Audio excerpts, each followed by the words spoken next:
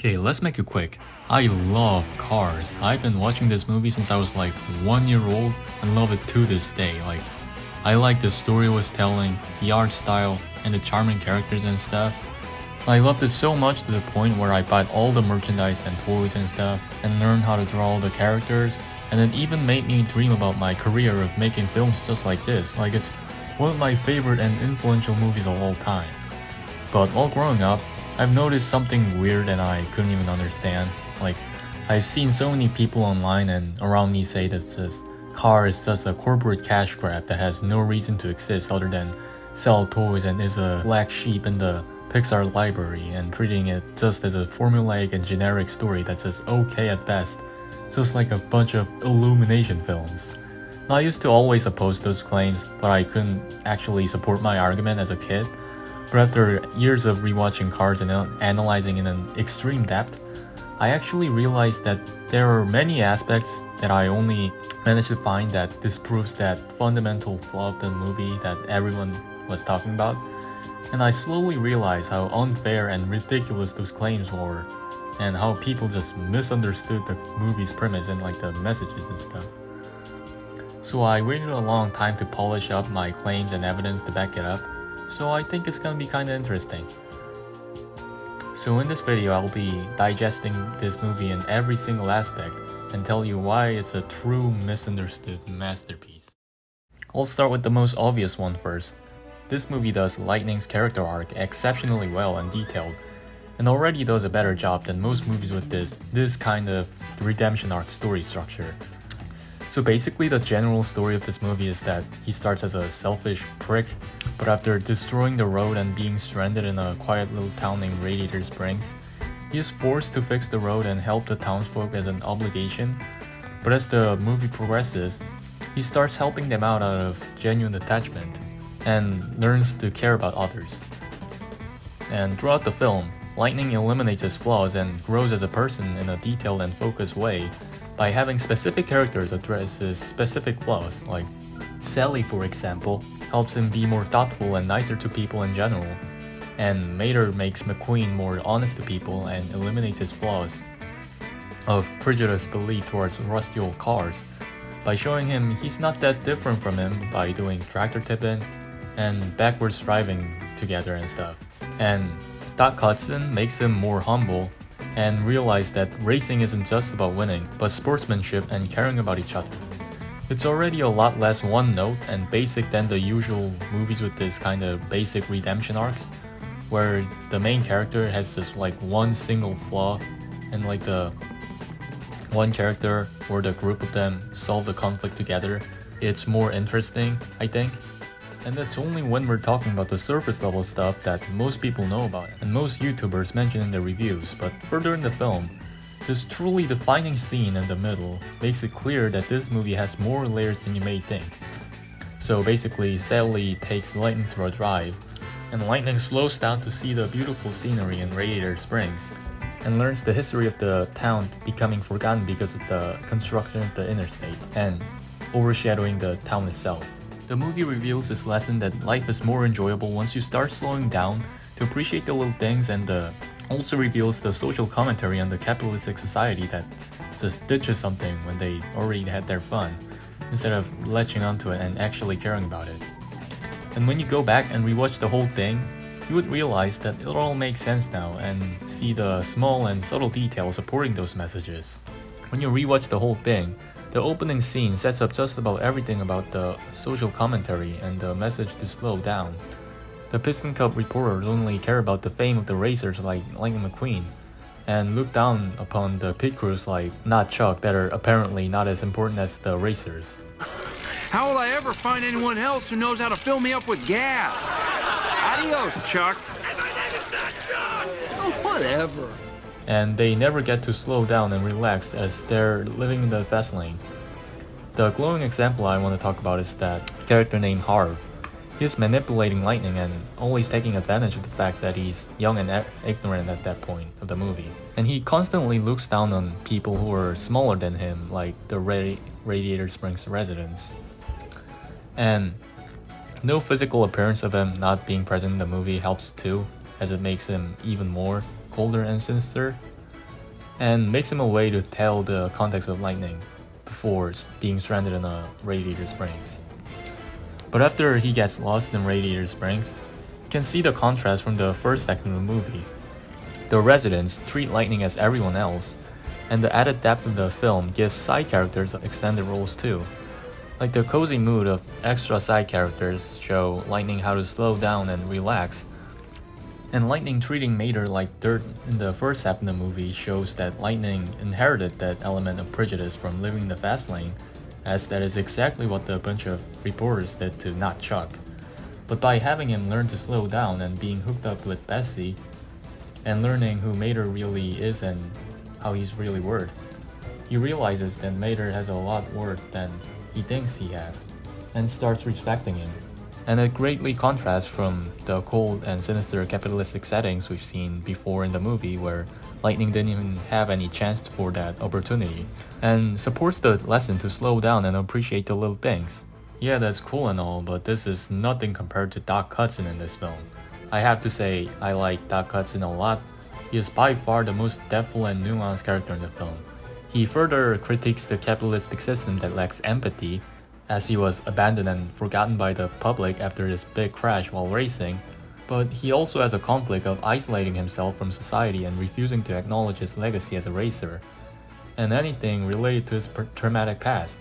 It contrasts from Lightning's perspective of only caring about the legacy of getting the Peasant Cup and his ego. And because of that contrast and Lightning reminding Doc about his past, he dismisses Lightning and thinks of himself as a disruptive influence to the town despite him changing for the better and bringing good to the town.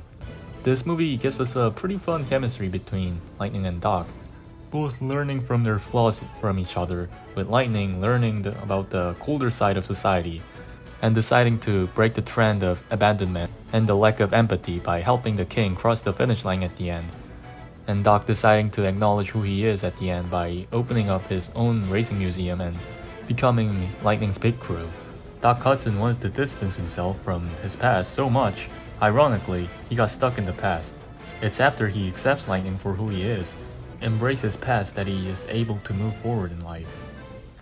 It teaches a valuable lesson that kind of rational action can only prevent you from moving forward. This movie is not just about one-sided social commentary critiquing the cold capitalistic society, but it has a lot more depth and acknowledges the other end of the spectrum as well. Speaking of which, this movie has quite a lot of elements related to that, like Radiator Springs itself runs with the capitalistic system, and this guy named Tex Dynaco being a nice person and caring about their racers and their safety. It adds to the depth of this movie even more. Like, this movie is extremely complex and deep for a movie with this kind of story structure, which is generally simple and basic in the most movies, just being boiled down to becoming a better person. So this movie manages to stand out from the crowd of more generic films like, I don't know, like Despicable Me or something. And it's so sad that so few people actually acknowledge this and appreciate what this movie has to offer, and just calls it fucking generic kids film. And it's not just the story itself that's good, but the way it's told is just as great as the story itself. There are many moments of not just telling you about the story, but just showing you. Like, there's a symbol representing Radiator Springs, like the yellow traffic lights signaling to slow down. It actually reflects Lightning's character arc as he goes to the town itself and learns the lesson to take things slower, and Doc Hudson's character arc as well, as he learns not to be so quick to judge something or someone. And this iconic scene of life as a highway showed the beautiful landscapes and all that stuff, but Lightning is in the trailer and doesn't even see any of those. And it shows the audience Lightning's context of living in the fast lane and missing out on the beautiful scenery and things to appreciate the life has to offer. The informations and plot points would also naturally build and build and build until it gives out the whole thing.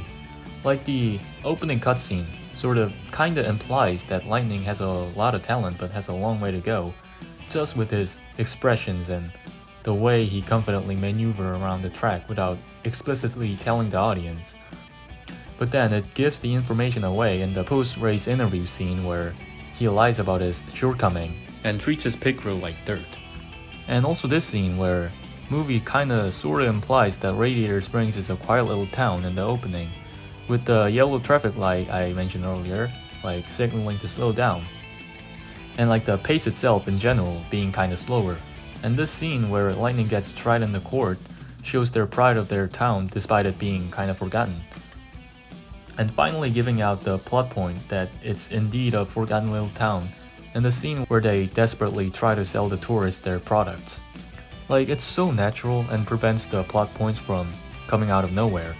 But it's not just that, it also makes the reveal sequence even more impactful and emotional. Like the Radiator Springs scene I just talked about, makes us feel sympathetic to the townsfolk and actually understand their conflict and the message this movie has to offer. And what's also good is the pacing. I've noticed the pacing in this movie gets kinda slow after the opening, and I've seen so many people complain about how this movie kinda falls off after the opening scene because of that. But I think they kinda forgot that this is the entire point of the movie. Like, the slow pacing of this movie was intentional to contrast with the opening scene for Lightning's character arc of learning to slow down instead of like the rushing through everything. And it's not just the pacing that's slow, it also utilizes the background characters to support that theme. The scene shows the characters just living there and going through their everyday life. It adds the cozy feeling of the town for us to actually feel, and has Lightning learn those lessons as he didn't really get to experience it before. It looks like the progression is slow, but in reality it's really not, in my opinion. And it still retains the smooth method of revealing the plot points I mentioned earlier, with the foreshadowing of Doc actually being a racer. So I think it's quite effective if you ask me, just done differently than the opening scene. I also like that this movie actually sets up a lot of things and actually pays them off. Like, Lightning McQueen saying he gets all his supplies for free earlier in the movie, and shopping in the townsfolk's store anyway to help them out later in the movie, and how McQueen keeps his promise by letting Mater ride a helicopter at the end. And I can go on and on and on about that setup and payoff and stuff. Like, there's so many in this movie. I mean, yeah, this kind of method is used a lot in countless movies, but a lot of the payoffs actually show Lightning's growth as a character. And it's also more subtle and not as in your face as other movies. So I think it's a lot better and just stands out. And let's talk about the actual characters and how they work and stuff. I love the main characters in this movie because of their depth and their character arcs I mentioned earlier. But I also like the background characters. I mean, of course, like I said before, they serve the purpose of helping Lightning find out there's more to life than just speeding through everything. But I also like them as actual characters. You could argue that they're kind of fairly one-dimensional, but I would actually disagree with that on the grand scheme of things. I mean, they are kind of one-dimensional on their own. When they're paired with someone else, which most of them are, they're kind of charming to watch because of their banters and stuff. Like Sarge and Fillmore, for example. They're kind of fairly one-dimensional war veteran and hippie characters on their own, but when they're actually paired together, it's fairly entertaining and wholesome to watch them banter and still remain friends despite their differences.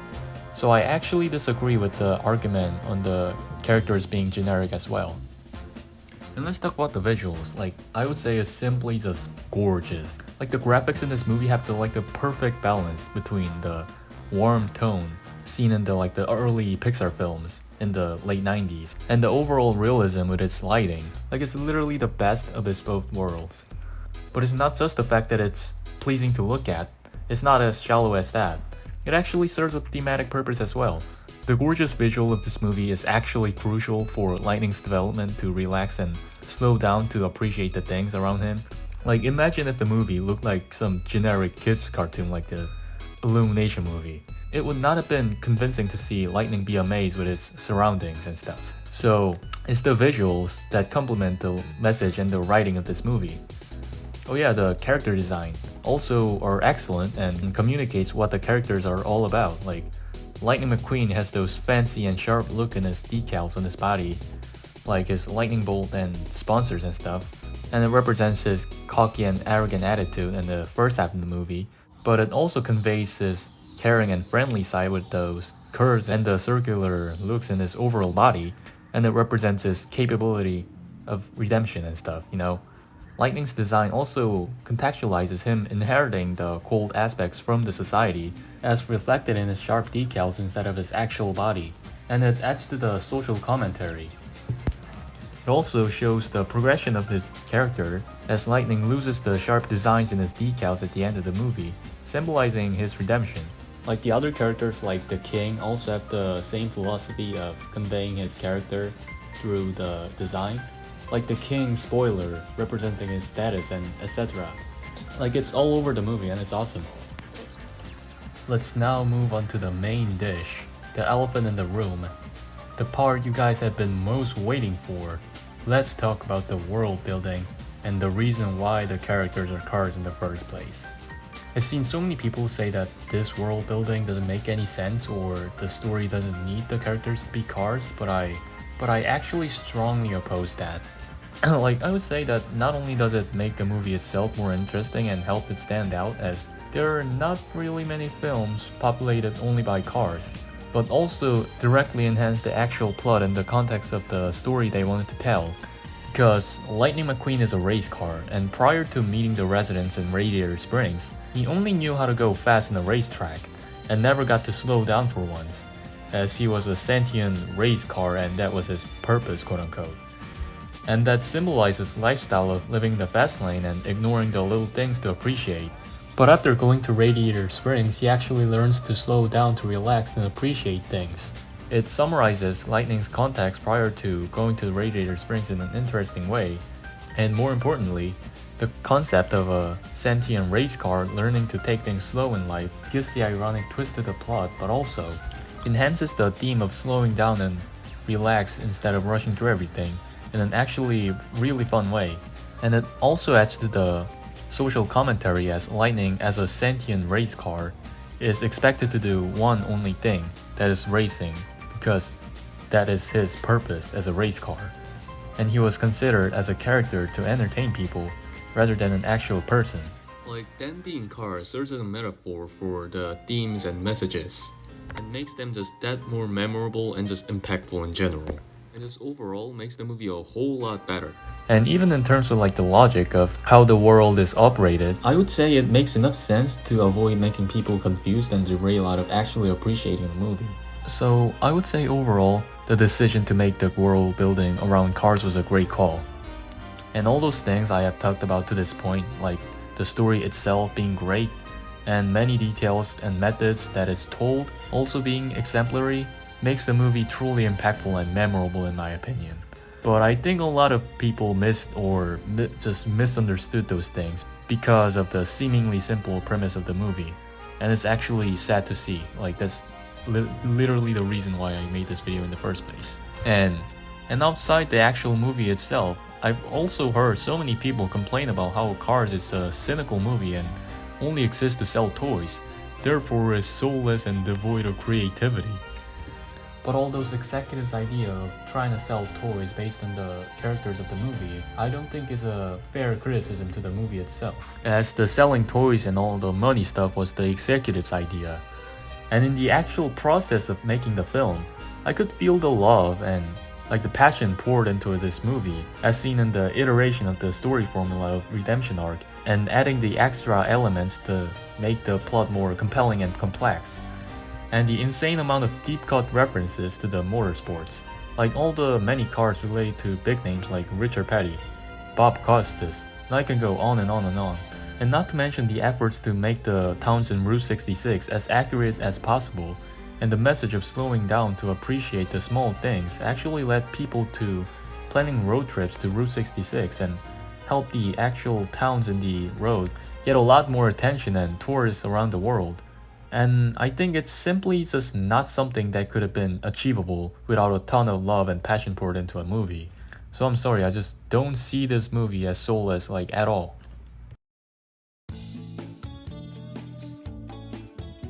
So how about that? A breakdown of every single aspect of this film. And you may be wondering what my final verdict would be. And if it wasn't obvious enough, I think this movie is almost great in almost every single way. This movie takes an old simple story formula of redemption arc and evolves it in a really meaningful and interesting way, with a beautiful presentation to go along with it. and I would easily put this movie in the top 10 of Pixar films, maybe in between of Toy Story and Finding Nemo or something.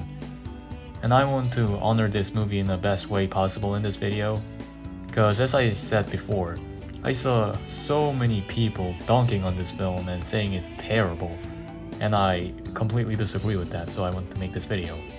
So I rewatched this film like 3 times minimum, and spent almost half a year making this analysis video, and editing and doing a voiceover was actually true suffering. But I would say it's actually worth it if I manage to convince you all about this movie actually being a hidden gem. So thanks for watching.